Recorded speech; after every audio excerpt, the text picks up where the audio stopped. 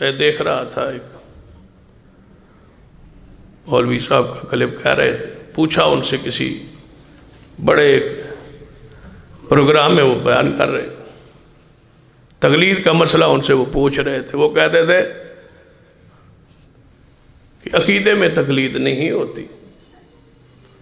مسائل میں تقلید ہوتی ہے، کیونکہ ہر بندہ سمجھ نہیں سکتا مسائل،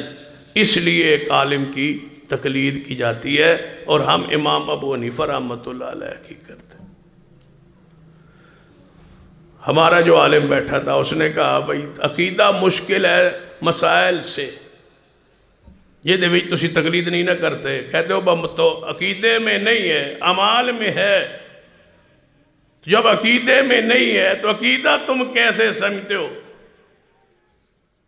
کہتے ہیں جی عالم تو غیر مسائل سمجھ نہیں ہوتے اس وقت تقلید کرنے آتے،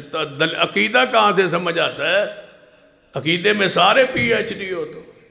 عقیدہ سب کو سمجھ آ گیا، صرف مسائل سمجھ نہیں آئے، اس کے لیے تقلید ہے۔ پھر ہمارے عالم نے ان سے کہا کہ تقلید جڑی ہے نا مسائل میں تو سی کر دے جی، مسائل عالم نہیں کر دے،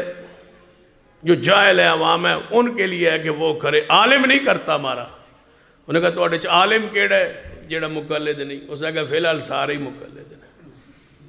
امام ابو حنیفہ رحمۃ اللہ علیہ سے لے کر آج تک تقریباً